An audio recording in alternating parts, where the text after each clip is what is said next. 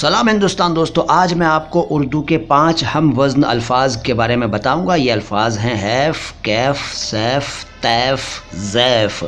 आप सोच रहे होंगे कि ये अजीब शब्द हैं, इनमें से कई तो आपने सुने भी नहीं होंगे। कैफ़ और सैफ़ तो आपने सुने होंगे, लोगों के नाम होते हैं कैफ़ और सैफ़, लेकिन बाकी अल्फाज के बारे में मैं बताऊंगा। सुनिए ध्यान से। सबसे पहले हैफ़। लेकिन इससे पहले कि मैं आपको हैफ़ के बारे में बताऊं, ये बताना चाहूँगा कि ये सभी अल्फाज उर्दू में अरबी से आए। जी हाँ, सभी अरबी से उर्दू में आए। तो हैफ़ के बारे में जानिए। हैफ़ का मतलब है, बहुत सारे मतलब हैं, दुख, अफसोस और बेकार, घटिया, बेमकसद, बेमानी, निरर्थक, निस्सार, निष्फल, और इसके अलावा नाइंसाफ़ी, दमन, बहुत सारे अर्थ हैं। इसके अलावा हाय के लिए भी और आह के लिए भी इस शब्द का इस्तेमाल किया जाता है हैफ़ का। अब कैफ़। कैफ़ का मतलब है नशा, सुरूर, मस्ती, आनंद, वजद, हाल, और मद हिंदी में कहते हैं मद।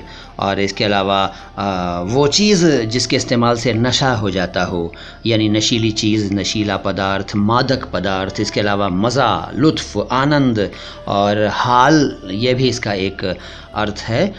किसका? कैफ़ का। कैफ़ अंग्रेज़ी में हिलैरिटी और एक्सिलरेशन और भी अर्थ हैं, लेकिन अगला शब्द बताता हूँ। अब अगला शब्द है सैफ़।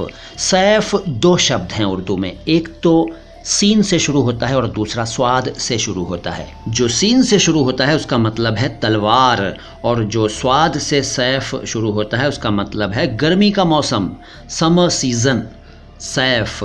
और इसके बाद तैफ़।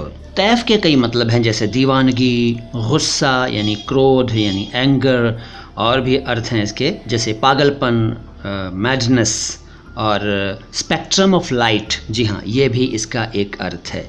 किसका? तैफ़ का।